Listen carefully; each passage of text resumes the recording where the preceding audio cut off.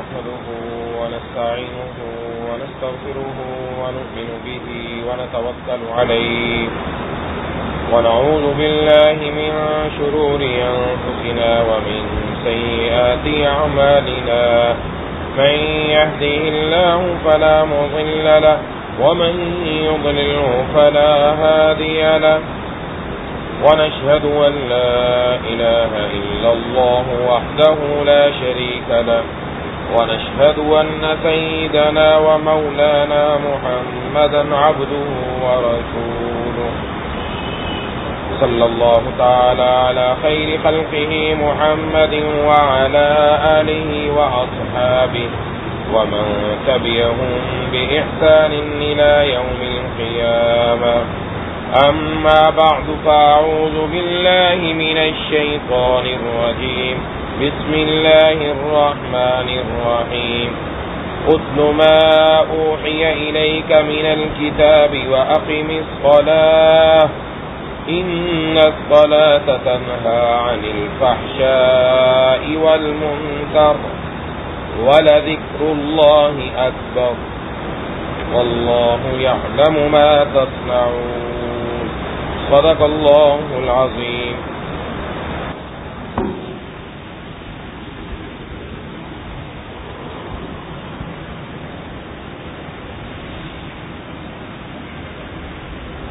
میرے دوستوں اور ساتھیوں اور میری ماؤں بہنوں اور بیٹیوں،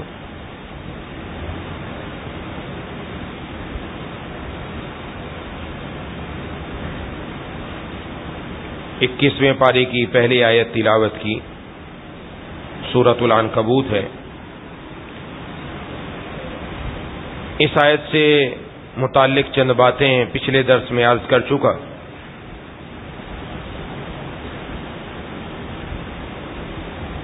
اس میں اللہ تبارک و تعالی نے ہمیں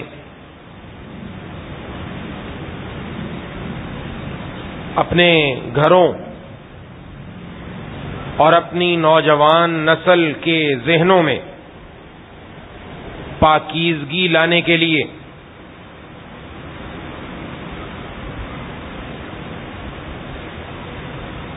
ایک ایجنڈا بیان فرمایا.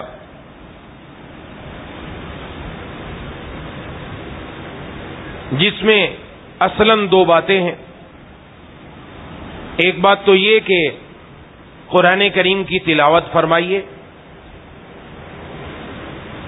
دوسری بات نماز قائم کیجیے. اور بے شک نماز یہ بے حیائی اور بری بات سے روکتی ہے. اور اس کے ساتھ ایک تیسری بات ارشاد فرمائی کہ اللہ کی یاد سب سے بڑی ہے، اور اللہ تبارک و تعالیٰ کو خبر ہے جو تم کرتے ہیں. قرآن کریم کی تلاوت سے متعلق میں پچھلی مرتبہ چند باتیں عرض کر چکا.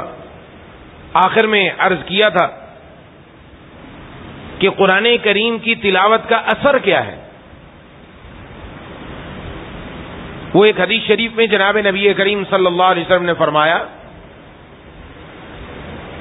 کہ جس طرح لوہے کو زنگ لگ جاتا ہے اس طرح دلوں کو بھی زنگ لگ جاتا ہے.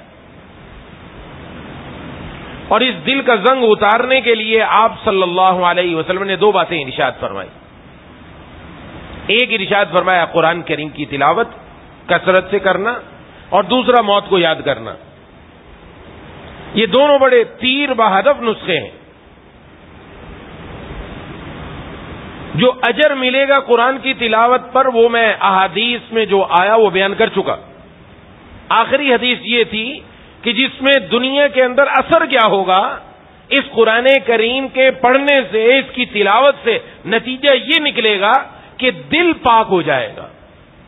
دل پاک ہو گیا تو پھر کیا نتیجہ نکلے گا؟ انسان کے ہاتھ، پاؤں، آنکھ، زبان، کان سے وہ باتیں صادر ہوں گی جو اللہ کو پسند ہیں.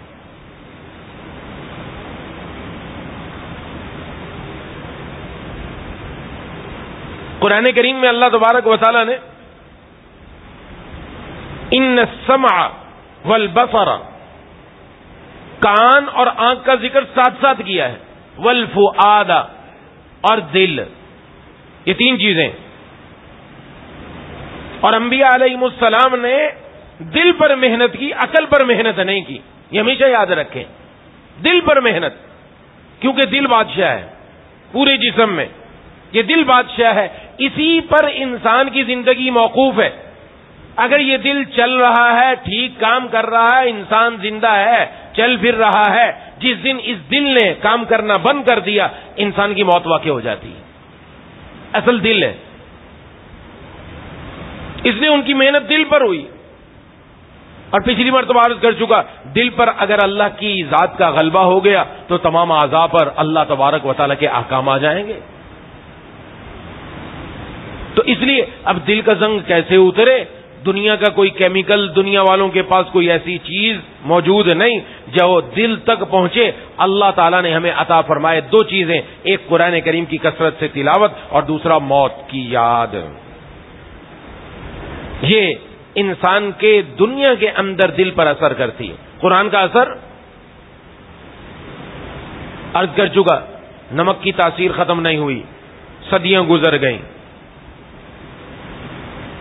برف کی تاثیر ختم نہیں ہوئی، صدیاں گزر گئیں. آگ کی تاثیر ختم نہیں ہوئی، صدیاں گزر گئیں. قرآن کی تاثیر جناب نبی کریم صلی اللہ علیہ وسلم کے دور میں بھی تھی، آج بھی ہے، قیامت تک باقی رہے گی. اس لیے جہاں جہاں قرآن کی تلاوت وہاں وہاں اس کی تاثیر بھی نظر آتی ہے. اس لیے میں بارہا عرض کر چکا، نوجوانوں کو بات بتائی جائے تو سمجھ میں نہیں آتی کہ جی بیٹا ہاتھ سے نکل رہا ہے. یہ میں نے اس لیے شروع میں عرض کیا، نوجوانوں کا ذہن پاک کرنے کے لیے، بچے اور بچیوں کا. آپ قرآن کی تلاوت پر لگا دیں کہ بیٹا روز قرآن کی تلاوت کیا کرو، اس پر لگا دیں. چند دن میں آپ کو بہت بڑی تبدیلی نظر آئے گی. اور قرآن اپنا اثر ضرور دکھائے گا. دل کا زنگ اترے گا. جب دل کا زنگ اترے گا، دل کی آنکھ کھلے گی تو ہر چیز سامنے نظر آنا شروع ہو جائے گی. آنکھ تو سب کی کھلی ہوئی ہے یہ والی، لیکن دل کی بند ہے. تو اس لیے قرآن کریم کی تلاوت اور موت کی یاد یہ بڑی چیز ہے. گھر میں کوئی بیمار ہو جائے، خصوصاً والد صاحب بیمار ہو گئے، والدہ بیمار ہو گئی، ہسپتال چلے گئے، ڈاکٹروں نے کہا کہ بہت ہی مسائل ہیں، دعا کرو. اب گھر کے اندر بھی خواتین بھی، بچیاں بھی مصلی بچھا کر بیٹھی ہوئی ہیں. مرد حضرات مسجد میں آ رہے ہیں، دعاؤں کا اہتمام ہو رہا ہے، نمازیں پڑھی جا رہی ہیں اور دعا کی جا رہی ہے.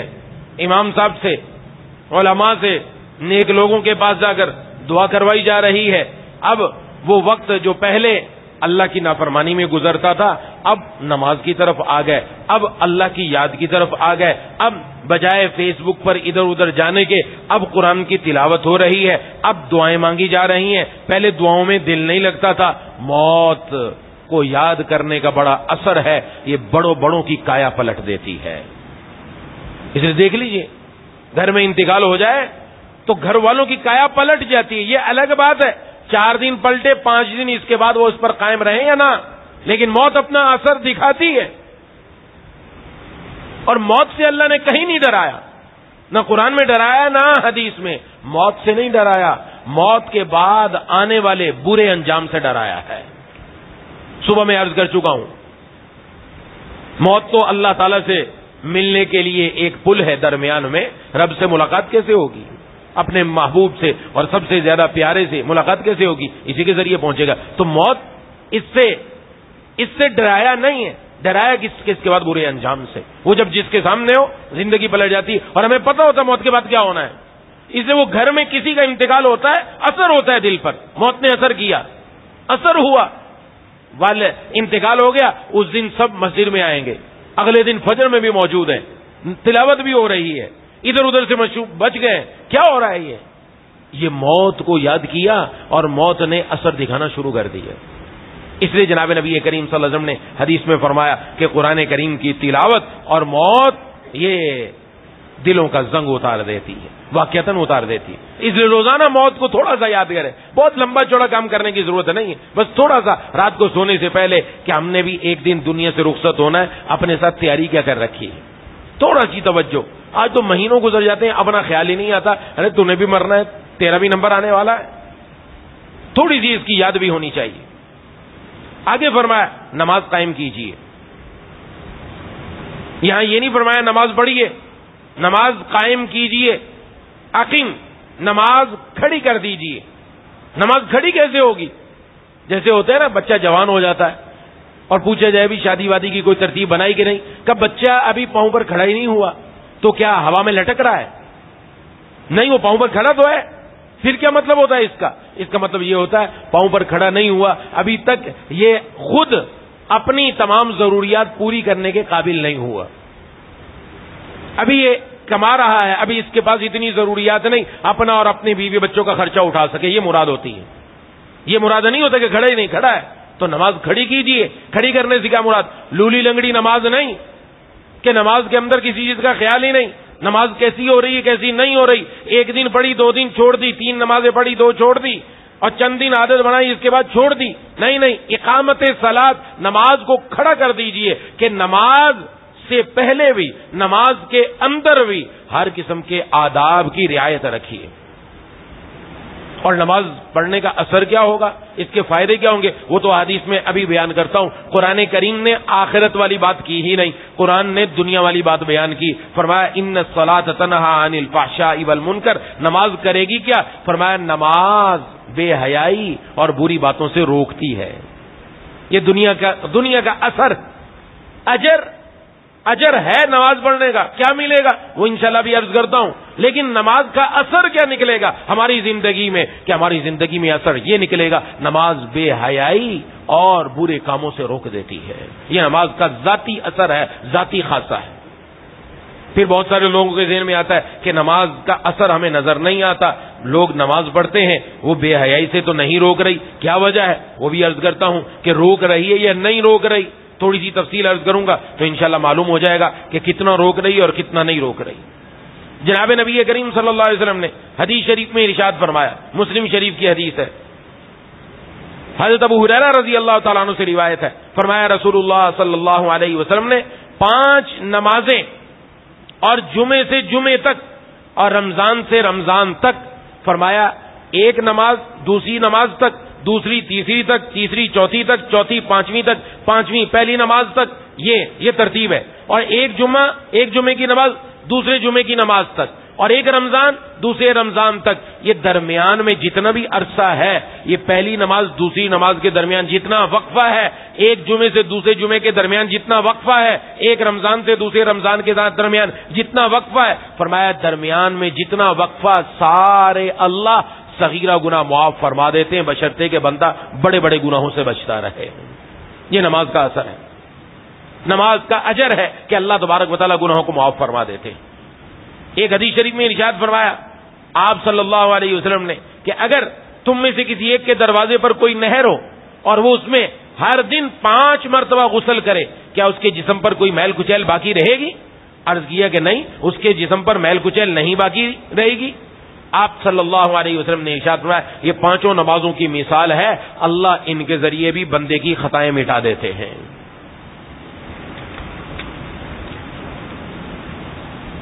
حضرت عبادہ بن صامت رضی اللہ تعالیٰ عنہ سے روایت ہے، فرمایا رسول اللہ صلی اللہ علیہ وسلم نے اللہ تبارک و تعالیٰ نے 5 نمازیں فرض کی، جو اچھی طرح وضو کرتا ہے، اچھی طرح نماز اپنے اوقات پر ادا کرتا ہے، رکوع صحیح کرتا ہے، سجدہ مکمل کرتا ہے، فرمایا اللہ تبارک و تعالیٰ کے ذمے ہے کہ اللہ اس بندے کی مغفرت فرما دے، جو اس طرح نماز پڑھتا ہے اس کی مغفرت فرما دے۔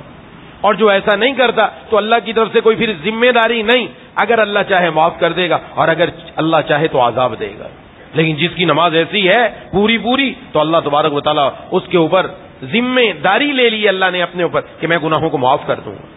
حضرت ابو ذر رضی اللہ تعالیٰ عنہ سے روایت ہے، فرمایا کہ نبی صلی اللہ علیہ وسلم سردیوں کے زمانے میں گھر سے باہر نکلے اور درخت کے پتے گر رہے تھے، آپ نے درخت کی 2 ٹہنیاں پکڑی اور ان کو ہلایا تو اس سے اور زیادہ پتے نیچے گرے جیسے کہ ہوتا ہے، تو آپ صلی اللہ علیہ وسلم نے ارشاد فرمایا کہ جب مسلمان بندہ اللہ تعالی کی رضامندی کی خاطر نماز پڑھتا ہے اس کے گناہ اسی طرح جھڑتے ہیں جس طرح اس درخت سے یہ پتے جھڑ رہے ہیں۔ یہ نمازوں کا اجر اللہ تبارک و تعالیٰ عطا فرما رہے ہیں۔ اور فرمایا حضرت عبداللہ بن عمرو بن عاص رضی اللہ تعالیٰ عنہ نبی صلی اللہ علیہ وسلم سے روایت کی کہ آپ نے ایک دن نماز کا ذکر فرمایا جس نے نماز کی محافظت کی یہ نماز کل قیامت والے دن اس کے لیے نور بنے گی، دلیل بنے گی، اور قیامت کے دن نجات کا ذریعہ بنے گی، اور جس نے محافظت نہ کی تو نہ یہ نماز اس کے لیے نور ہوگی، نہ نجات کا سبب بنے گی، نہ دلیل بنے گی، اور خدا نعوذ باللہ قیامت کے دن وہ قارون کے ساتھ، فرعون کے ساتھ، حامان کے ساتھ اور ابی بن خلف کے ساتھ ہوگا، نعوذ باللہ، اللہ محفوظ رکھے۔ اور نماز کی حفاظت یہ کہ 5 نمازوں کا اہتمام کیا جائے، یہ نماز کی محافظت ہے کہ نماز کے اندر اس طرح کا اہتمام ہو۔ اور جناب نبی کریم صلی اللہ علیہ وسلم نے ارشاد فرمایا کہ ہرگز کوئی آدمی جہنم میں داخل نہیں ہو سکتا۔ کون سا آدمی؟ فرمایا جو سورج نکلنے سے پہلے اور سورج غروب ہونے سے پہلے نماز پڑھنے کا اہتمام کرے، یعنی فجر اور عصر۔ اس کی بڑی خاصیت بیان کی، عموماً ان دونوں میں کوتاہی ہوتی ہے، فجر اور عصر کی نماز جو اہتمام سے پڑھتا ہے تو اللہ تبارک و تعالیٰ اس کو جہنم کی آگ سے بچا لیں گے۔ ایک اور حدیث میں جناب نبی کریم صلی اللہ علیہ وسلم نے فرمایا کہ دن اور رات کے فرشتے آتے جاتے ہیں، فجر کی نماز میں سارے جمع ہوتے ہیں اور عصر کی نماز میں سارے جمع ہوتے ہیں۔ فجر کی نماز میں جمع ہوئے جو عصر کے وقت آئے سے عصر سے رات ساری رہے، فجر کے وقت انہوں نے جانا ہوتا ہے اور دوسرے فرشتوں کی ٹیم نیچے آ جاتی ہے، اور پھر عصر کے وقت یہ جو صبح فجر کے وقت آئے یہ عصر کے وقت واپس جاتے ہیں، نئے آ جاتے ہیں، ان دونوں کا آپس میں اجتماع ہوتا ہے۔ تو فرمایا یہ جب اللہ تعالیٰ کی خدمت میں جاتے ہیں اللہ تبارک و تعالیٰ ان سے پوچھتے ہیں، حالانکہ اللہ تعالیٰ زیادہ جانتے ہیں، فرمایا تم نے میرے بندوں کو کیسے پایا؟ وہ کہتے ہیں کہ ہم جب ان کے پاس آئے نماز پڑھتے ہوئے پایا، جب ان کے پاس سے آئے تو بھی نماز پڑھتے ہوئے پایا۔ سبحان اللہ، جب آئے تھے صبح میں فجر کی نماز پڑھ رہے تھے، اور جب یہاں سے گئے ہیں عصر کی نماز پڑھ رہے تھے، اور دوسری ٹیم کہتی ہے جب آئے تھے عصر کی نماز پڑھ رہے تھے، اور جب ہم واپس گئے تو فجر کی نماز پڑھ رہے تھے۔ اللہ تبارک و تعالیٰ اس سے بندے کی اس ادا پر خوش ہوتے ہیں۔ تو یہ اور بھی بہت احادیث ہیں، ساری یقیناً بیان نہیں کی جا سکتی، تو ان سے پتہ چلتا ہے نماز بڑی اہمیت کی حامل ہے۔ آج ہماری نماز میں سب سے بڑی کوتاہی ہے، یہ خاص نماز کا ذکر کیوں ہے؟ روزے کا ذکر نہیں ہے، زکوٰۃ کا نہیں ہے، حج کا نہیں ہے، قربانی کا نہیں ہے، اعتکاف کا نہیں ہے۔ یاد رکھیں نماز ساری عبادات کے لیے جامع ہے۔ نماز کے اندر حج کی شان بھی پائی جاتی ہے، روزے کی شان بھی پائی جاتی ہے، قربانی کی بھی پائی جاتی ہے، زکوٰۃ کی بھی پائی جاتی ہے، اعتکاف کی بھی پائی جاتی ہے۔ تمام عبادتوں کے لیے یہ نماز جامع ہے۔ جس کو نماز کی توفیق ہو گئی آگے سارے اعمال کی توفیق مل جائے گی۔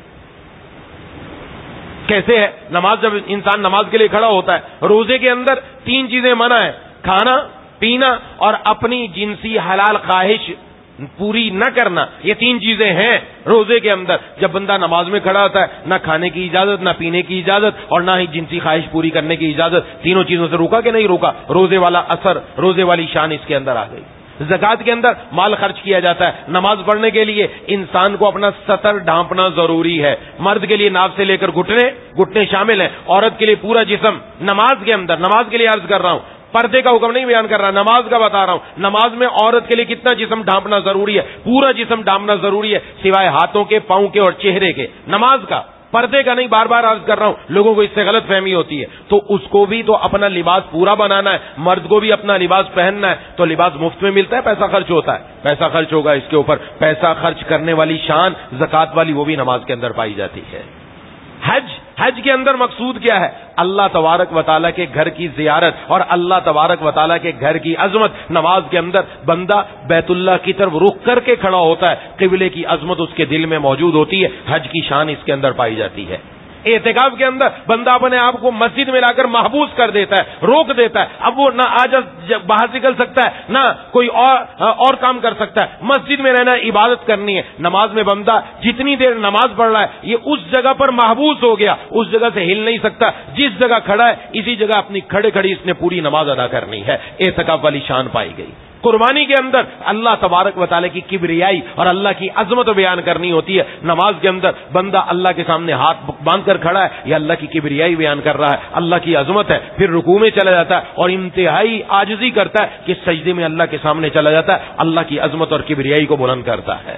یہ نماز سب کے لیے جامع ہے، اس لیے نماز کا حکم دیا گیا ہے کہ نماز معمولی عبادت نہیں۔ اور آج سب سے بڑی غفلت ہماری نماز میں ہے۔ نماز یا تو پڑھتے نہیں ہیں یا پڑھتے ہیں تو پوری نہیں پڑھتے، اور اگر پوری پڑھتے تو اس کے اندر ان چیزوں کا اہتمام نہیں جو قرآن میں بیان کی گئی۔ اقامت صلاۃ نہیں ہے، اقامت صلاۃ نماز سے پہلے انسان کا پاک ہونا ضروری، چاہے وہ مرد ہو چاہے وہ عورت. آج پاکی کا اہتمام ہی نہیں ہے کہ پاکی ہوئی بھی کہ نہیں ہوئی، اور یہی بہانہ بنایا جاتا ہے نماز نہ پڑھنے کا، نماز نہ پڑھنے کا. آج کل نوجوان باہر گھوم رہا ہو، آپ اس کو کہیں چلو جی نماز پڑھنے کی جائے، یار پاک نہیں ہوں میں. جواب کیا آتا ہے؟ پاک نہیں ہوں. اس لیے پھر اگلی مرتبہ دیکھیں گے، اور اگلی مرتبہ آتی نہیں، آنا ہی نہیں ہے. یہاں تو یہ جواب ہو گیا. اور اگر کوئی دوست آیا، یار فلاں جگہ کسی نے مجھے دعوت دی ہے، میں جا رہا ہوں، تو بھی میرے ساتھ چل. اب یہ بندہ وہی تھا جس کو ابھی کہا نماز کے لیے، کہا جی کپڑے پاک نہیں ہے، ہاں جسم پاک نہیں ہے. کہ بس 1 منٹ میں آیا، 1 منٹ میں یوں کیا اور گیا، بھاگا. کیا کیا؟ جا کے گھر میں جا کے غسل کیا، غسل کر کے دوسرے کپڑے پہنے اور بڑا پپو بن کر باہر نکلا. ہے کہ نہیں؟ کیوں؟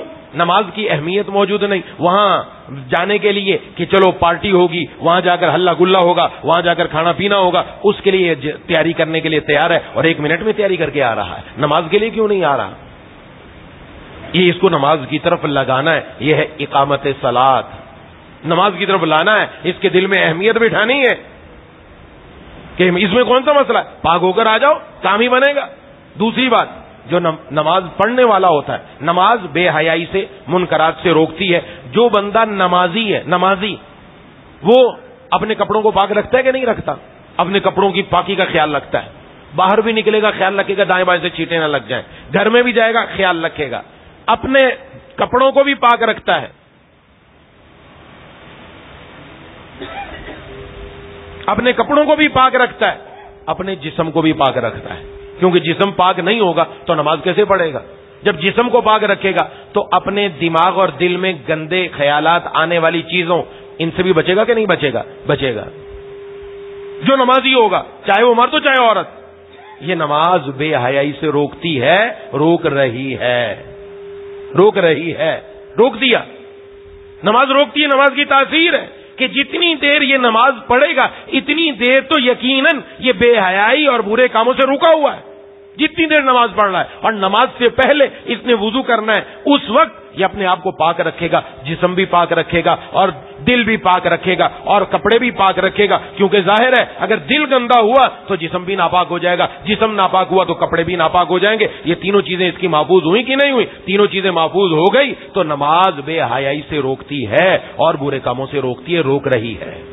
الحمدللہ جتنے نماز پڑھنے والے مرد و عورتیں سب اہتمام کرتی ہیں. عورتیں بھی بعض مرتبہ یہی عذر پیش کرتی ہیں جی چھوٹا بچہ ہے بار بار پیشاب کر دیتا ہے، تو باقی عورتیں کیسے سنبھالتی ہیں نماز پڑھنے والی؟ وہ بھی تو سنبھال نہیں بچوں کو، نہیں ان کے ہاں اولادیں نہیں ہیں، وہ بھی سنبھالتی ہیں. یہ صرف اپنے دل کو جواب دیا جاتا ہے خوش کرنے کے لیے کہ میرے پاس عذر ہے. یہ کوئی عذر نہیں ہے. اہتمام کرنا چاہیے پاکی کا.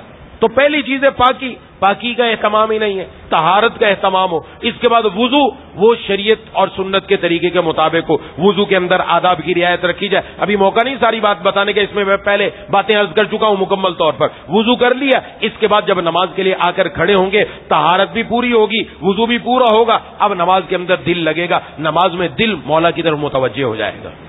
نماز میں خیال، کہتے خیالات بار بار آتے ہیں. بار بار خیال آنے کی وجہ طہارت نہیں ہے ہماری.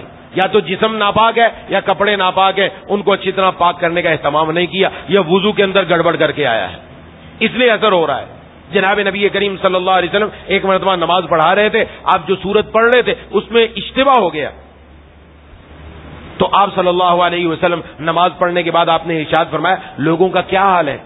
لوگوں کا کیا حال ہے کہ وہ اپنی طہارت مکمل کر کے نہیں آتے. یعنی حضور صلی اللہ علیہ وسلم پر اثر ہوا، پیچھے جنہوں نے اپنی طہارت مکمل نہیں کی اس کا اثر ہوا حضور صلی اللہ علیہ وسلم کے دل مبارک پر. تو پھر ہمیں خود سوچ لینا چاہیے، جو خود ناپاک ہی رہتا ہے تو اس کے دل پر، اس کے گھر پر، گھر والوں پر، اولاد پر کیا اس کا اثر مرتب ہوتا ہوگا. پاک رہنا، پاکیزگی کو پسند کیا گیا. ایسے ایسے نوجوانوں کو جانتا ہوں، ایسے ایسے لوگ ہیں، ایسے کہ یہ ہی نہیں پتا غسل فرض کب ہوتا ہے. کئی دن ہو جاتے ہیں غسل فرض ہو گیا لیکن اس کے بعد ایسے ہی گھوم رہے ہیں. خواتین کو بھی معلوم نہیں. ذمہ داری ہے، جب بندہ بڑا ہو گیا اس کی ذمہ داری وہ اپنے مسائل پوچھے کہ مجھے کیا کیا حکم کب ہے. یہ عورتوں کی بھی ذمہ داری ہے لیکن اس میں غفلت ہے، لاپرواہی. اتنی لاپرواہی میں زبان سے بیان نہیں کر سکتا. ہمیں شرم آتی ہے بیان کرتے ہوئے، شرم آ رہی ہے. کیا کریں؟ کیونکہ مجمع دونوں قسم کا ہے، ساری بات نہیں بیان کی جا سکتی. عورتوں کو بھی سمجھنا چاہیے، مردوں کو بھی سمجھنا چاہیے. خاص مواقع پر کیا کیا حکم آتا ہے وہ ذمہ داری ہے. بچہ بالغ کب ہو رہا ہے، بچی بالغہ کب ہو رہی ہے، اس کے ذمہ کیا حکم آ رہا ہے، یہ ان کی ذمہ داری بتانا. یہ ماں باپ کی ذمہ داری ٹھہرتی. طہارت ہی نہیں ہے، نماز کیا پڑھے گی، نماز کیا جائے گی، نماز ختم ہے. اقامت صلاۃ کیا حکم دیا گیا، معمولی بات تھوڑی ہے. نماز بے حیائی سے روکتی ہے، نماز منکرات سے روکتی ہے اور واقعتاً روکتی ہے جیسا میں نے عرض کر دی ہے. لیکن پورے آداب کے ساتھ ہو، اقامت صلاۃ ہو، اہتمام کے ساتھ ہو. یہ نہیں ایک دن پڑھ لی 2 دن چھوڑ دی، نہیں، اہتمام ہو. نماز اگر پابندی نہیں ہو رہی، پوچھنا چاہیے پابندی کیسے ہوگی. پابندی کرنے کے لیے اللہ تبارک و تعالیٰ سے دعا کا اہتمام ہو، روزانہ لا حول ولا قوت الا باللہ کا اہتمام ہو. آ جائے گا انشاءاللہ، احادیث ذکر کر دوں گا کہ لا حول ولا قوت الا باللہ یہ جنت کے خزانوں میں سے ایک خزانہ ہے جو جناب نبی کریم صلی اللہ علیہ وسلم نے عطا فرمایا. روزانہ پڑھنے کا اہتمام کریں، دیکھیں کیسے ہمت پیدا ہوتی ہے. نمازوں کے وقت میں بندہ کیسے اٹھ کر اور چل کر رب کے در پر کیسے آتا ہے. اہتمام ہو. ہمیں سب کو کوشش کرنی، اپنے گھر کا ماحول بنایا جائے. مرد عورتوں کے لیے معین اور مددگار بن جائیں. شوہر بیوی کے لیے مددگار ہو، بیوی شوہر کے لیے دین میں مددگار، اولاد والد کے لیے دین میں مددگار، والد اولاد کے لیے دین میں مددگار. کوئی ایک سست پڑے دوسرا کھڑا کر دے دوسرے کو کہ چلو چلو چلو پڑھ لو، کوئی نہیں، سستی ایک طرف کرو. شوہر بیوی کو کھڑا کر دے، بیوی شوہر کو کھڑا کر دے کہ جاؤ جاؤ نماز پڑھ کے آؤ. ایک دوسرے میں دین میں مدد ہوگی تو انشاءاللہ گھروں کا ماحول پاکیزہ ہو جائے گا جو اللہ تبارک و تعالیٰ نے بتایا ہے. یہ میں پہلے عرض کر چکا، یہ نسخہ کسی انسان کا نہیں، اللہ تبارک و تعالیٰ کی طرف سے بتایا ہوں. فحشا، فحشا کس کو کہتے ہیں؟ ہم ترجمہ کرتے ہیں بے حیائی. فحشا کی ضد آتی ہے حیا. حیا سے ہم سمجھیں گے کہ فحشا کس کو کہتے ہیں. صرف بے حیائی نہیں، اس میں بہت چیزیں آ جاتی ہیں. حیا کا معنی ہے کہ انقباض النفس عن القبیح، بری چیز سے انسان کے نفس کا رک جانا. اللہ تبارک و تعالیٰ نے ہر انسان میں ایک بریک رکھی ہے. بریک، کبھی بھی انسان گاڑی چلا رہا ہے، کسی قسم کی گاڑی چلا رہا ہے، ہر گاڑی میں بریک ہوتی ہے. کوئی بھی سامنے ناگوار واقعہ پیش آنے والا ہو، بریک مارتا ہے کہ نہیں مارتا؟ بریک مارتا ہے. سامنے کوئی جمپ آ گیا، بریک مار لی. سامنے کوئی انسان آ گیا، کوئی جانور آ گیا، کوئی اور چیز آ گئی، بریک مار کے روک لیا جاتا ہے. یہ کیا جاتا ہے. ایسے اللہ نے انسان کے اندر بھی بریک رکھی ہے. ہر بری چیز سے وہ اپنے آپ کو روکتا ہے. فطری طور پر اللہ نے ہمیں پاکیزہ پیدا کیا. بچہ جب دنیا میں آتا ہے پاکیزہ ہوتا ہے. آنکھ بھی پاکیزہ، زبان بھی پاکیزہ، کان بھی پاکیزہ، دل بھی پاک، ہر چیز پاک ہے. یہ بعد میں ہے، شیطانیت بعد میں آتی ہے. وہ والدین کی تربیت کا نتیجہ. جیسے میں نے عرض کیا، آنکھ اصل، کان. آنکھ سے ریکارڈنگ کون سی ہوتی ہے؟ ویڈیو ریکارڈنگ ہوتی ہے. کان سے آڈیو ریکارڈنگ ہوتی ہے. آڈیو ریکارڈنگ اور ویڈیو ریکارڈنگ، بچے کے اندر ہم نے ریکارڈ کیا کیا، آڈیو کے ذریعے کیا بھیجا، ویڈیو کے ذریعے کیا بھیجا. اگر آڈیو اور ویڈیو میں ہم نے کارٹون بھیجے، ہم نے گانے بھیجے، ہم نے ڈرامے بھیجے، ہم نے فلمیں بھیجی تو دل کے اندر وہی جمع ہوگا. تو دل کے اندر سے پھر یہ امید نہ رکھے کہ یہ بچہ قرآن کریم کی تلاوت کرنے والا بن جائے گا. اندر کیا بھیجا ہم نے، جو اندر ڈالا وہی باہر نکلے گا. آپ ریکارڈ کر رہے ہیں، کوئی بھی چیز ریکارڈ کر رہے ہیں، آڈیو ریکارڈ ہو یا ویڈیو ریکارڈ ہو، جو چیز ریکارڈ کی جائے گی وہی اندر سے آئے گی نا، کوئی دوسری چیز تو نہیں نکل سکتی. اگر تلاوت کی ریکارڈنگ ہے، تلاوت کی آواز آئے گی. اور اگر گانے کی ریکارڈنگ کا خدا نخواستہ اندر سے گانے کی ریکارڈنگ آئے گی. ہم نے کیا ریکارڈنگ کرائی؟ گھر میں ماحول بنایا ہے ایسا کہ بچہ قرآن کو لے کر بیٹھے. میں نے عرض کیا، عرب کے اندر الحمدللہ اب بھی رواج ہے کہ قرآن کریم کا ایسا اہتمام ہے، آپس میں سب بیٹھ کر قرآن کریم کی تلاوت. ایک آیت والد نے پڑھی، دوسری آیت اس کی بچے کی والدہ نے پڑھی، تیسری آیت اس بچے کی بہن نے پڑھی، چوتھی بچے نے پڑھی، پانچویں اس کے دوسرے بھائی نے پڑھی. سب بیٹھے ماشاءاللہ قرآن کریم کی تلاوت چل رہی ہے. ہمارے یہاں کیا ماحول ہے؟ ہمارے میڈیا نے ہمیں کیا سکھایا؟ ہماری اولاد کو کیا سکھایا؟ ہم نے اولاد کے اندر کیا ڈالا؟ ڈانس کرو. ڈانس کا مقابلہ ہو رہا ہے. بے حیا کر دیا. آنکھ کا بھی حیا کا جنازہ نکال دیا. یہ جو حیا تھی نا، انقباض النفس عن القبیح، وہ نکل گئی. انسان جب اول گناہ کرتا ہے، اول سب سے پہلی مرتبہ بہت گھبراتا ہے، اتنا ڈر جاتا ہے، پسینے آنے لگتے ہیں. حقیقت ہے یہ. اگر آپ نے دیکھا ہو، یہ اس کی مثال سمجھے. کوئی آدمی شریف ہے، والدین نے اچھی تربیت کی، اونچی پوسٹ پر پہنچ گیا. اب بہت سارے لوگ اپنے کاغذات لے کر آتے ہیں، منظوری ان کے دستخط سے ہوتی ہے، لیکن یہ قاعدے اور قانون کے پابند ہیں کہ قاعدے اور قانون کے مطابق آپ کی فلاں دستاویزات پوری ہونی چاہیے، تب ہم اس کے اوپر سائن کریں گے، ورنہ نہیں. کوئی بڑے صاحب آئے، کاغذ لے کر چیک کیا کہ جی آپ کے کاغذ پورے نہیں، اس لیے سائن نہیں ہو سکتے، کاغذ پورے کر کے لائے. اس نے کہا نہیں جی کر دیجیے. کہا نہیں، اٹھا لیں آپ, یہ کام نہیں ہو سکتا. تو آگے نتیجہ کیا نکلتا ہے؟ آگے والا آدمی جی یہ کچھ ہدیہ لے لیں, ہدیہ دکھاتا ہے نیچے سے تھوڑا ہدیہ, یہ اس کی طرف ہرگز نہیں, حرام ہے رشوت لینا, میں نہیں لے سکتا, منع کر دیتا ہے, نہیں آپ چلے گئے, کام نہیں ہوگا. یہ انقباض النفس عن القبیح, نفس نے بری بات سے روک دیا اس کو, بری بات سے اس کو روک دیا, یہ رک گیا. وہ دوسرے دن پھر آیا, تیسرے دن پھر آیا, بار بار آ کر جب بولا تو اس کے دل میں آیا کچھ نہ کچھ ہو جانا چاہیے. دائیں بائیں والوں نے بھی اشاروں میں کہا بھائی اس کے بغیر کام نہیں ہوتا, لے لے تو بھی لے. اب ایسا ایسا وہ جو اس کو روک تھی اس کی, اگر یہ رکا رہا, اس کی آواز سنتا رہا تب تو رکا رہے گا. اس نے کہا جب سبھی کہہ رہے ہیں تو چلو پھر ہم بھی لے لیتے, لیکن کیسے لے گا؟ کہا تب آنا جب کوئی بھی نہ ہو, لفافے میں چھپا کے لانا اور نیچے سے ہاتھ کر کے دینا, کس کے سامنے بھی پتہ نہ چلے. ڈر ہے, خوف ہے, کس چیز کا ہے؟ یہ نفس میں اللہ نے رکھا. یہ رک رہا ہے, گناہ سے باز آ رہا ہے, بچ رہا ہے, یہ رک گیا. اب لیکن جب ایک مرتبہ اس کی یہ گیڑا کھل گئی تو فحشاء آیا, خاص اس کام کے اندر, ضروری نہیں سارے کاموں میں, اس کام میں. اب کیا ہوتا ہے؟ اب آپ دیکھتے ہیں دھڑلے سے رشوت لی جاتی ہے, بھائی صاحب اٹھا کے لے جاؤ, اتنے لاکھ لاؤ گے تو تمہارا کام ہوگا, ورنہ نہیں. 10 بندے بھی کھڑے سب کے سامنے بولتا ہے. وہ جو نفس کے اندر اللہ نے ایک رکاوٹ رکھی تھی ختم ہو گئی, اس کو کہتے ہیں بے حیائی, فحشاء.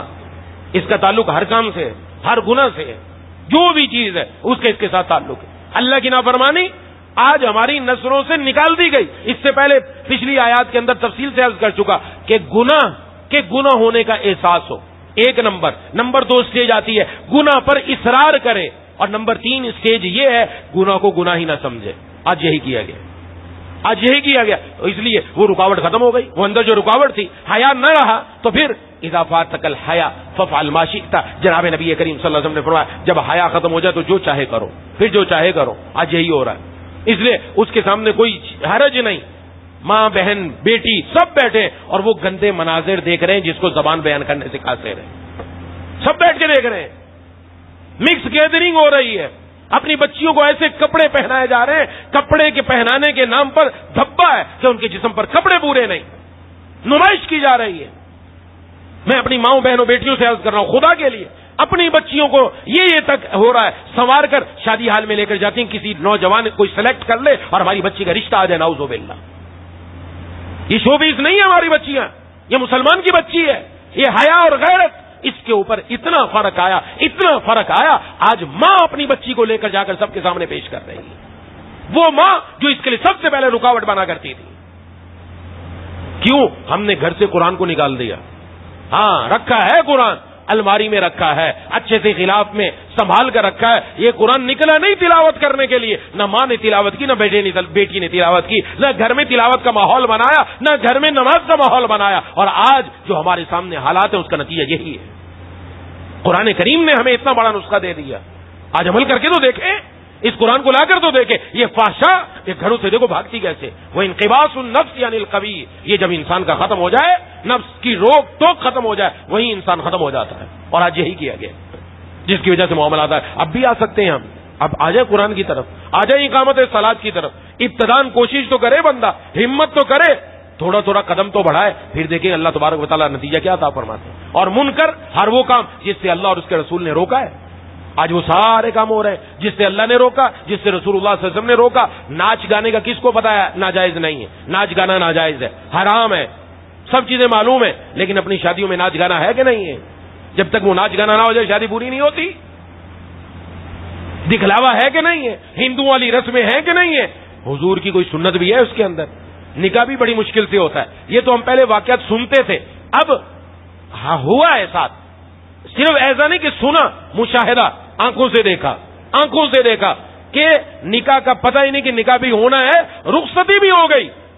گھر جا کر وہاں یاد آیا کہ ہم تو نکاح کے بغیر رخصتی کرا کر لے آئے, نکاح ختم, پتہ ہی نہیں ہے کہ نکاح بھی ہونا ہے. رات کو 11 بجے بارات آئے گی, یاد آئے گا او ہو نکاح کا بھی انتظام کرنا تھا, اب بھاگو مولوی صاحب کو پکڑو, کہیں سے کسی کو اٹھا کے لے آؤ. باقی سارے کام سب ہو رہا ہے. وہ نکاح جو عبادت تھی, جو دین کا حصہ ہے, ہم نے اس کو اپنی فہرست سے نکال دیا, ہم نے شادی کو رسم بنا دیا. یہ حال ہے کس وجہ سے؟ ہاں قرآن رکھا ہے، اس کے نیچے سے بیٹی کو گزار دیں گے، اوپر قرآن کیا ہوا ہے، نیچے سے بیٹی گزر رہی. یہ قرآن اوپر کرنے سے بیٹی میں کوئی برکت نہیں آنی، یاد رکھو کوئی برکت نہیں آنی. نعوذ باللہ یہ قرآن کے ساتھ مذاق بھی ہے. ساری زندگی قرآن کھول کر نہیں پڑھا اور شادی کے موقع پر بیٹی کے سر کے اوپر قرآن کر دیے، نیچے سے گزر جائے. اب اس کی شادی میں برکت پیدا ہو جائے گی. رب کی نافرمانی کر کے ہم یہ سمجھیں کہ اس قرآن کے نیچے سے گزارنے سے قرآن کا سایہ آ گیا، اس پر کچھ بھی نہیں آیا، بلکہ الٹا پکڑ ہو سکتی ہے.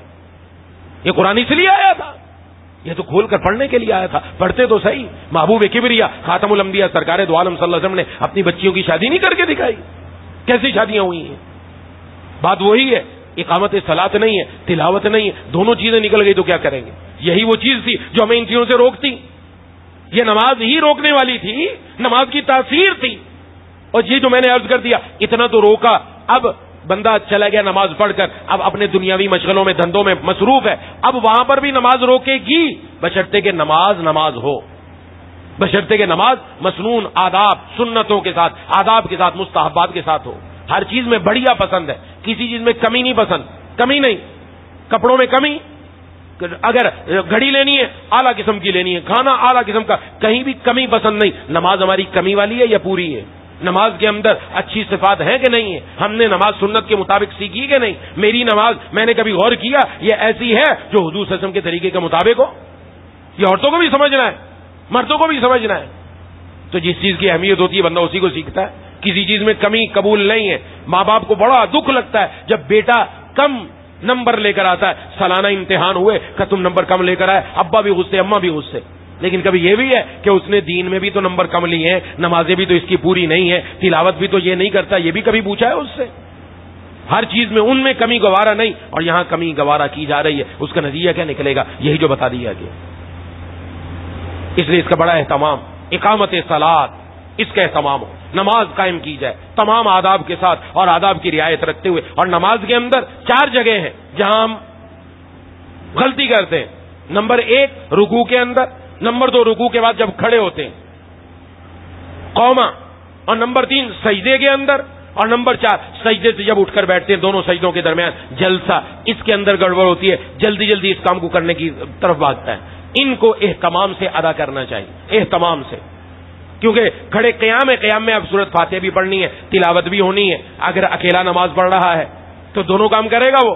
جب دونوں کام کرنے ہیں تو پھر اب وہاں تو توجہ ہوتی ہے رکوع کے اندر، رکوع سے کھڑے ہونے میں، بس وہ تو جلد بازی میں سارے کام نمٹائے جاتے ہیں.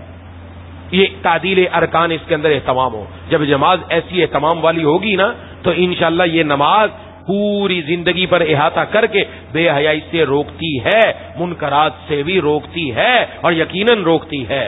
یقیناً اس کا اہتمام ہو. اسے سب سے گزارش ہے میں اور آپ تمام خواتین سے بھی ہے کہ نمبر 1 گھروں میں تلاوت کا اہتمام ہوگا انشاءاللہ آج سے. نمبر 2 اقامت صلاۃ کا اہتمام.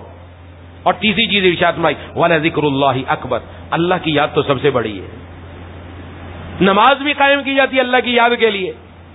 اللہ کی یاد پوری دنیا کی جان ہے، پوری دنیا کی.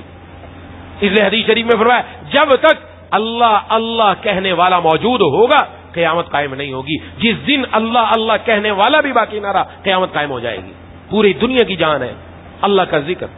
اور اس کے اوپر محبوب کبریا خاتم الانبیاء جناب نبی کریم صلی اللہ علیہ وسلم نے بہت سارے ارشادات فرمائے. ایک حدیث میں ارشاد فرمایا، حضرت ابو ہریرہ رضی اللہ تعالیٰ عنہ اور حضرت ابو سعید رضی اللہ تعالیٰ عنہ دونوں حضرات فرماتے ہیں کہ رسول اللہ صلی اللہ علیہ وسلم نے فرمایا کچھ لوگ اللہ کی یاد کے لیے بیٹھتے ہیں تو پھر کیا ہوتا ہے؟ فرمایا ان کو فرشتے آ کر ڈھانپ لیتے ہیں، اللہ تبارک و تعالیٰ کی رحمت ڈھانپ لیتی ہے اور ان پر سکینت نازل ہوتی ہے، اور اللہ تعالیٰ ان کا ذکر ان لوگوں کے پاس کرتے ہیں جو اللہ کے پاس موجود ہیں. یعنی یہ دنیا میں ذکر کر رہے ہیں، اللہ ملائکہ کے پاس ان کا تذکرہ فرما رہے ہیں. حضرت ابو ہریرہ رضی اللہ تعالیٰ عنہ فرماتے ہیں کہ مکہ کے راستے میں جا رہے تھے، آپ کا گزر ایک پہاڑ پر ہوا جس کو جمدان کہا جاتا ہے. تو آپ نے وہاں چلتے ہوئے ارشاد فرمایا کہ مفردون سبقت لے گئے، مفردون سبقت لے گئے، آگے بڑھ گئے. تو حضرات صحابہ کرام نے عرض کیا اے اللہ کے رسول صلی اللہ علیہ وسلم مفردون کون ہیں؟ یہ کون لوگ ہیں؟ آپ نے فرمایا اللہ کو بہت زیادہ یاد کرنے والے مرد اور اللہ کو بہت زیادہ یاد کرنے والی عورتیں، یہ وہ ہیں جو دوسروں سے آگے بڑھ گئی. حضرت ابو ہریرہ رضی اللہ تعالیٰ عنہ سے روایت ہے اللہ تبارک و تعالیٰ فرماتے ہیں میں اپنے بندے کے ساتھ اس کے گمان کے مطابق معاملہ کرتا ہوں، یعنی اچھا گمان رکھنا چاہیے، برا گمان نہیں رکھنا چاہیے، اللہ کے ساتھ اچھا گمان رکھے. اور فرمایا میں اس کے ساتھ ہوتا ہوں جب وہ مجھے یاد کرتا ہے، میں اس کے ساتھ ہوتا ہوں جب وہ مجھے یاد کرتا ہے. اور اگر وہ اپنے جی میں یاد کرے، یعنی تنہائی میں اکیلا بیٹھ کر یاد کرے، تو میں بھی اس کو اپنے جی میں یاد کرتا ہوں. اور اگر وہ مجھے لوگوں کی جماعت میں یاد کرے تو میں ان سے بہتر جماعت میں اس کو یاد کرتا ہوں، میں ان سے بہتر جماعت میں ان کو یاد کرتا ہوں. یہ ادھر ذکر شروع کیا، ادھر کام بن گیا. ایک تابعی تھے، وہ ذکر کرنے لگے تو اس وقت اپنے شاگرد کو فرمایا اللہ مجھے یاد فرما رہے ہیں. کہ جی آپ کو کیسے پتا چلا اللہ آپ کو یاد کر رہے ہیں؟ کیسے پتا چلا آپ کو؟ فرمایا دیکھتے نہیں میرے ہاتھ میں تسبیح ہے اور میں نے اللہ کا ذکر شروع کر دیا، اور قرآن کریم میں ہے تم مجھے یاد کرو میں تمہیں یاد کروں گا.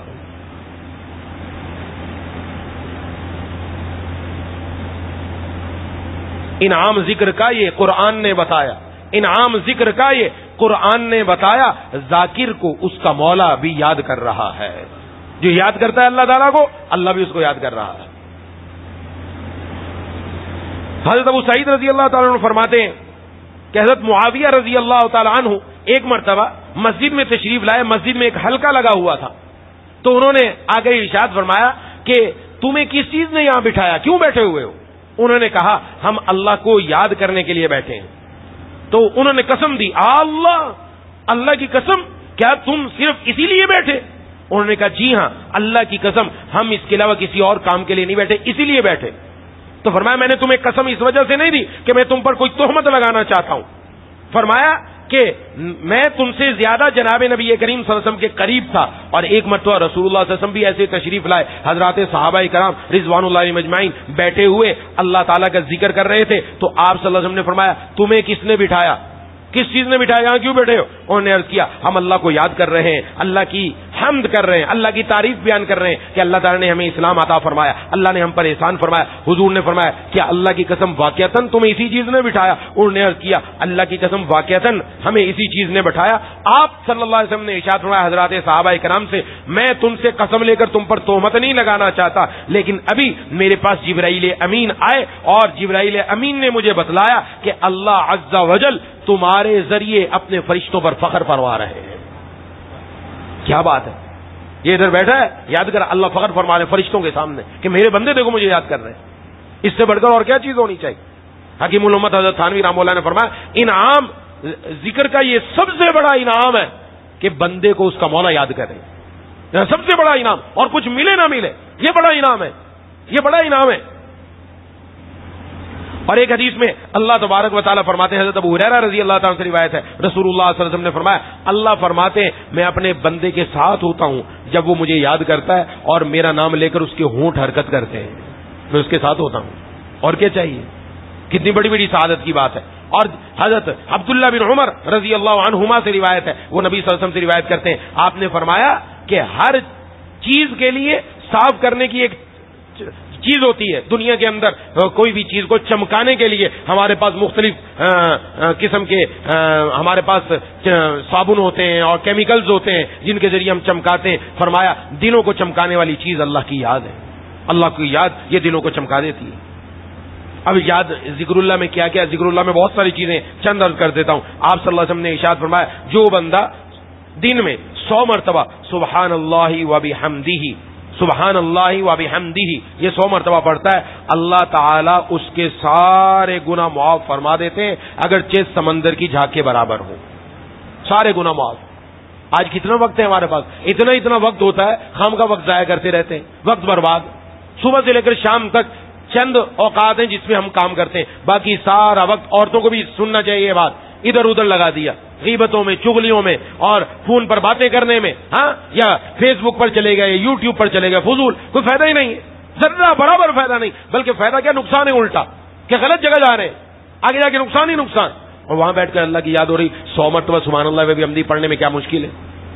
آپ صلی اللہ علیہ وسلم نے ارشاد فرمایا کہ جو آدمی صبح کو یا شام کو پڑھتا ہے 100 مرتبہ سبحان اللہ و بحمدہ، فرمایا اس دن سب سے افضل عمل کرنے والا یہی بندہ ہے. الا یہ کہ کوئی بندہ ایسا ہو جو 100 مرتبہ سے زیادہ پڑھ لے وہ اس سے افضل ہو جائے گا. جو 100 مرتبہ پڑھنے والا وہ سب سے افضل ہے. ایک حدیث میں ارشاد فرمایا تم میں سے کوئی عاجز ہے اس بات سے کہ روزانہ 1000 نیکی کر لیا کرے؟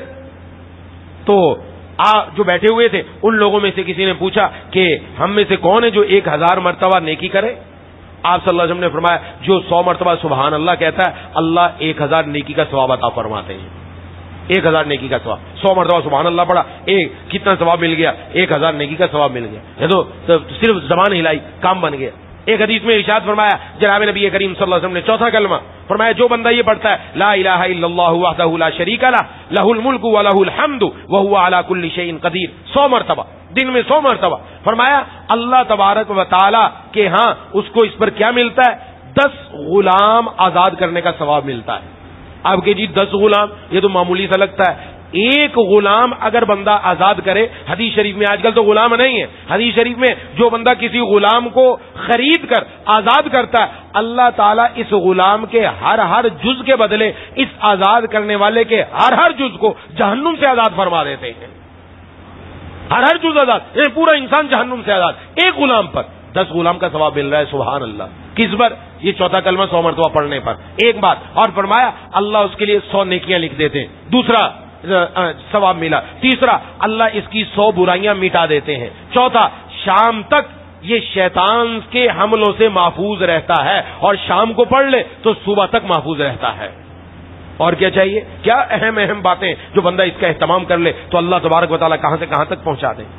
فرمایا جو آدمی دن میں 100 مرتبہ سبحان اللہ پڑھتا ہے, صبح کو پڑھے یا شام کو, وہ ایسے ہے جیسے اس نے 100 حج کیے, جیسے اس نے 100 حج کیے. اور جو 100 مرتبہ صبح میں یا شام میں کیا پڑھتا ہے الحمدللہ, وہ ایسے ہے جیسے اس نے 100 گھوڑے اللہ کے راستے میں دیے. جو 100 مرتبہ لا الہ الا اللہ پڑھتا ہے صبح میں یا شام میں, وہ ایسے ہے جیسے اس نے حضرت اسماعیل علیہ السلام کی اولاد میں سے 100 غلام آزاد کیے. جو 100 مرتبہ صبح یا شام میں اللہ اکبر پڑھتا ہے, فرمایا اس سے بڑھ کر اس دن کوئی عمل کرنے والا نہیں الا یہ کہ اس دن کوئی 100 مرتبہ سے زیادہ پڑھے. یہ جناب نبی کریم صلی اللہ علیہ وسلم نے یہاں تک ارشاد فرمایا. اب یہ ان میں سے کسی نہ کسی کو اپنے معمول میں لانا چاہیے. لا حول ولا قوت الا باللہ کے بارے میں عرض کیا تھا. حضرت ابو ہریرہ رضی اللہ تعالیٰ عنہ سے روایت ہے رسول اللہ صلی اللہ علیہ وسلم فرمایا لا حول ولا قوت الا باللہ, یہ 99 بیماریوں کا علاج ہے. 99, اور ان میں سب سے کمتر وہ غم ہے. غم, کوئی آدمی غمگین ہے, غم لگ جاتا ہے کبھی انسان کو, لا حول ولا قوت الا باللہ پڑھنا شروع کر دے, غم دور ہو جائے گا.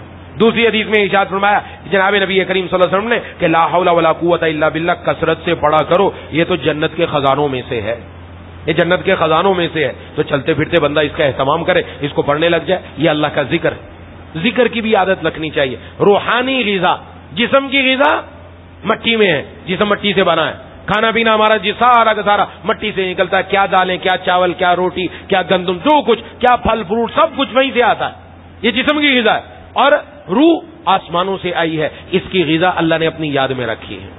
روزانہ صبح میں اگر یاد کر لیا جائے روح تگڑی ہو جائے گی. آج جسم کو تگڑا کرنے کی فکر ہوتی ہے, روح تگڑی نہیں ہے, روح کمزور ہو رہی ہے, جس کی وجہ سے گناہوں کی طرف میلان بڑھ رہا ہے. اور جب روح تگڑی ہو جائے گی تو گناہوں سے انسان بچنا شروع ہو جائے گا, تگڑی ہو جائے گی, اور اپنے نفس کا مقابلہ کرے گا, شیطان کا مقابلہ کر لے گا, آسانی سے مقابلہ کر سکتا ہے. روح کو اگر دیا ہی نہیں کچھ غذا تو روح تو کمزور ہوتی جائے گی. تو روزانہ اس کو تھوڑی سی غذا دینی چاہیے. پہلے بھی بارہا عرض کیا, روزانہ 100 مرتبہ لا الہ الا اللہ پڑھ لیا جائے. افضل الذکر لا الہ الا اللہ, حدیث شریف میں ہے سب سے افضل ذکر لا الہ الا اللہ, لا الہ الا اللہ, صرف اتنا ہی.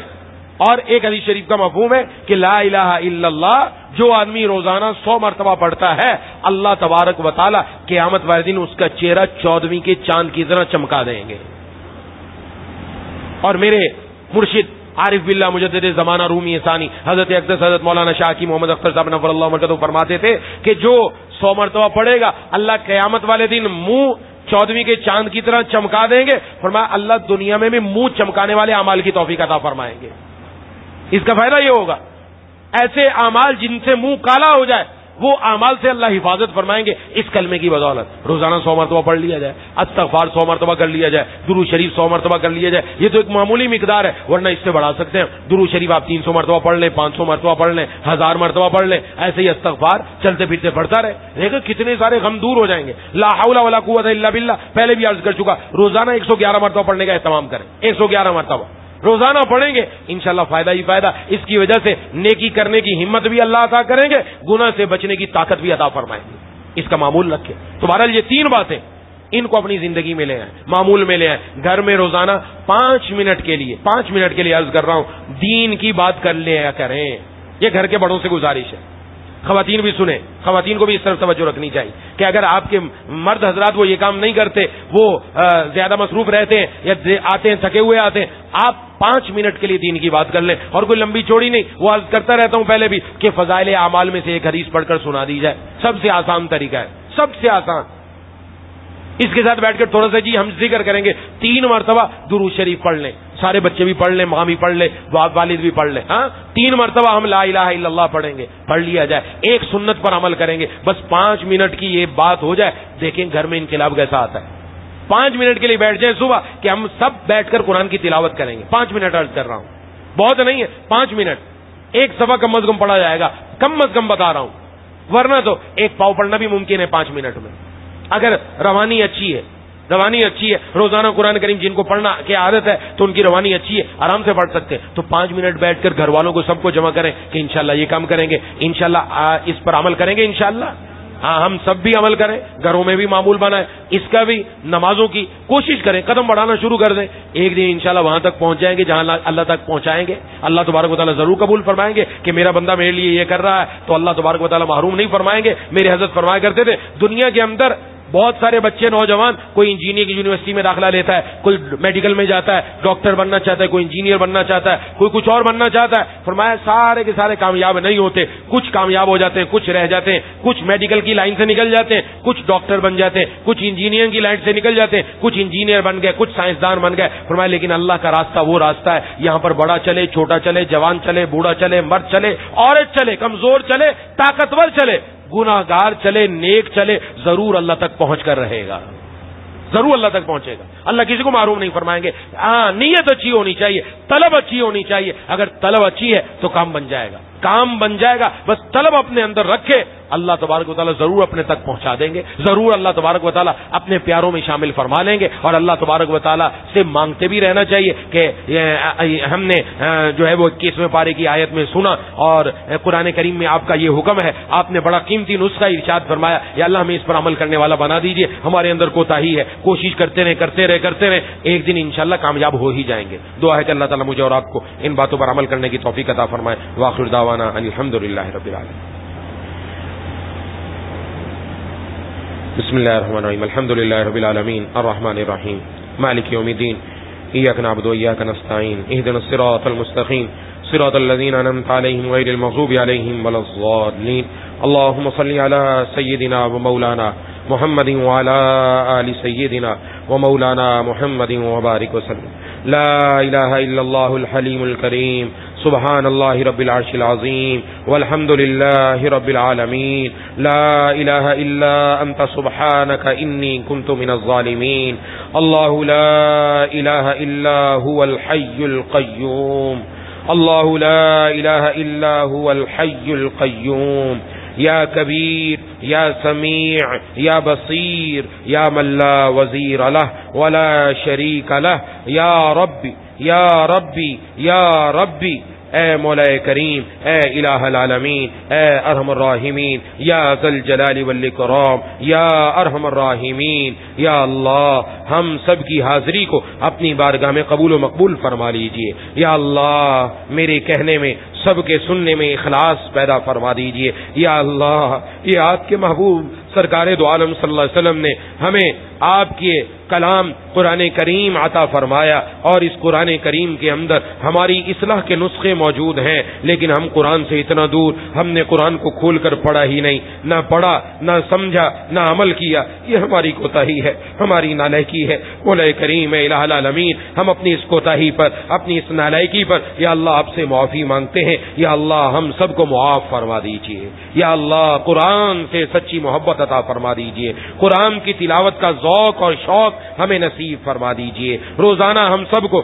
اپنے گھروں میں، مسجدوں میں، یا اللہ اپنی دکانوں پر، ہر جگہ پر اپنے قرآن کی تلاوت کرنے کی توفیق عطا فرما دیجئے. مولا کریم قرآن کو مضبوطی سے تھامنے کی توفیق عطا فرما دیجئے. قرآن کو ہمارے دل کا موسم بہار بنا دیجئے. قرآن کریم کو ہماری آنکھوں کی ٹھنڈک بنا دیجئے. قرآن کریم کو ہماری زبانوں کی لذت بنا دیجئے. مولا کریم اے الہ العالمین، اے ارحم الراحمین، اقامت صلاۃ کی بھی توفیق عطا فرما. ہم نے یا اللہ جو نمازوں کی کوتاہی پائی جاتی ہے، یا اللہ اس کوتاہی کو دور فرما کر روزانہ 5 وقت نماز پڑھنے کی توفیق عطا فرما دیجئے. اپنی روزانہ 5 نمازیں پوری پڑھنے کی توفیق عطا فرما دیجئے. مردوں کو بھی، خواتین کو بھی، بچوں کو بھی، بچیوں کو بھی، ہم سب کو یا اللہ، اور مردوں کو، ہم سب مردوں کو مسجد میں آ کر تکبیر اولیٰ کے ساتھ، جماعت کے ساتھ، سنت کے مطابق آداب کی رعایت رکھتے ہوئے نماز ادا کرنے کی توفیق عطا فرما دیجئے. مولا کریم طہارت اور پاکیزگی کا خیال رکھنے کی توفیق عطا فرما دے.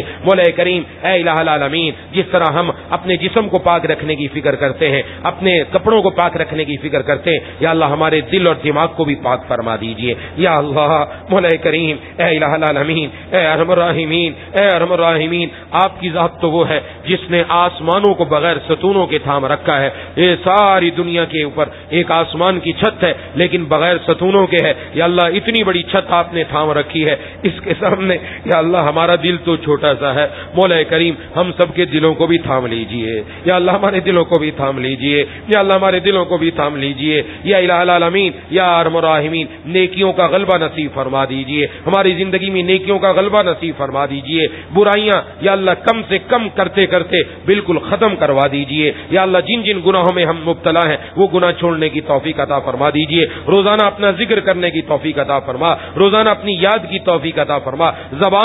زبان کے تمام گناہوں سے بچا لیجئے. آنکھوں کو، کانوں کو، پورے جسم کو اپنی نافرمانی سے محفوظ فرما لیجئے. یا اللہ ہمارے دائیں بائیں، ہمارے آگے پیچھے، ہماری آنکھوں میں، ہمارے کانوں میں، ہماری زبان میں، یا اللہ ہمارے خون کے ایک ایک قطرے میں نور پیدا فرما دیجئے. ہم سب کو سراپا نور بنا دیجئے. جیسا آپ چاہتے ہیں ویسا ہم سب کو بنا دیجئے. یا اللہ یا ارحم الراحمین، موت کی سختی سے ہم سب کی حفاظت فرما. قبر کے عذاب سے ہم سب کی حفاظت فرما. آخرت کے عذاب سے ہم سب کی حفاظت فرما. خاتمہ ایمان پر نصیب فرما کر قبر کے عذاب سے بچا کر قیامت کے دن اپنے محبوب سرکار دو عالم صلی اللہ علیہ وسلم کے ہاتھوں حوض کوثر عطا فرما کر بغیر حساب و کتاب جنت میں دخول اولی عطا فرما دیجیے. یا اللہ ہم میں سے جو بیمار ہے، گھروں میں جو بیمار ہے، دوست و احباب میں جو بیمار ہے، ہسپتالوں میں جو بیمار ہے، جنہوں نے بیماروں کے لیے دعا کے لیے کہا، عدنان بھائی کی، عدنان رشید، ان کی والدہ کی طبیعت بھی کافی ناساز ہے، انہوں نے بھی دعا کے لیے کہا ہے، اور بھی بہت سارے افراد نے دعا کے لیے کہا ہے. یا اللہ سب کو مکمل پہلے سے بڑھ کر صحت اور قوت عطا فرما دیجئے. جن کا جو علاج چل رہا ہے اسی میں یا اللہ شفا رکھ دیجئے. یا اللہ ہم سب کو صحت کی دولت سے مالا مال فرما دیجئے تاکہ یہ صحت ہم آپ کے دین میں لگا دیں، نمازوں میں لگا دیں، تلاوت میں لگا دیں، دین پر چلنے میں لگا دیں، دین کے شعبوں پر عمل کرنے میں لگا دیں. مولا کریم اے الہ العالمین، اے ارحم الراحمین، یا ذل جلال والاکرام، یا اللہ آپ نے قرآن کریم میں جو تلاوت کے، جو نماز کا اثر بیان کیا، یا اللہ یہ باتیں ہمارے دلوں میں اتار دیجئے. یا اللہ دلوں میں اتار دیجئے. یا اللہ دلوں میں اتار دیجئے، پھر ان پر عمل کرنے والا بنا دیجئے، عمل کرنے والا بنا دیجئے. دنیا کی رنگینیوں سے، دنیا کے اندر ہر طرف خوش نمائیاں ہیں، دنیا کے اندر ہر طرف دائیں بائیں آگے پیچھے انسانوں کی شکل میں، شیطانوں کی شکل میں ہمیں آپ سے دور کرنے والے بہت بڑے بڑے اسباب موجود ہیں. یا اللہ سامنے دیکھیں، دائیں دیکھیں، پیچھے دیکھیں، بائیں دیکھیں، ہر طرف گناہ اپنی طرف بلا رہے ہیں. یا اللہ اس جگہوں پر بھی ہم سب کے ایمان کی بھی حفاظت فرما دیجئے، اعمال کی بھی حفاظت فرما دیجئے. یا الہ العالمین، یا ارحم الراحمین، یا اللہ دل کی پاکیزگی نصیب فرما دیجئے، پاکیزہ زندگی عطا فرما دیجئے، عفت اور پاک دامنی کے ساتھ زندگی گزارنے کی توفیق عطا فرما. مولا کریم الہ العالمین، نوجوان بچوں اور بچیوں کو اپنی جوانی پاک دامنی کے ساتھ گزارنے کی توفیق عطا فرما. جن بچیوں کے رشتے نہیں آ رہے نیک جوڑ کے رشتے نصیب فرما دے. جن کے رشتے آ چکے وسائل کی کمی ہے، غیب سے وسائل مہیا فرما دیجئے. مولا کریم جن کی رشتوں میں چاہے بچے ہوں یا بچیاں ہوں مسائل مسائل ہیں، پریشانیاں ہیں یا اللہ تکالیف ہیں، سب دور فرما کر سب بچوں کے جو شادی کے قابل ہو چکے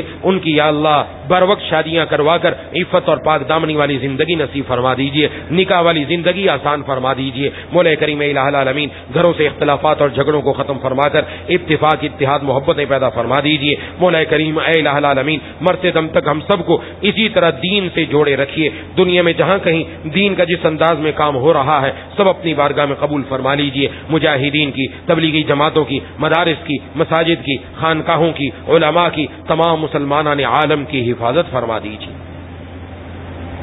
اللهم كل خير لكل مسلم ومسلمة، اللهم ارحم أمة محمد صلى الله عليه وسلم، ربنا تقبل منا إنك أنت السميع العليم وتب علينا إنك أنت التواب الرحيم، صلى الله تعالى على خير خلقه محمد وعلى آله وأصحابه أجمعين برحمتك يا أرحم الراحمين، آمين يا رب العالمين۔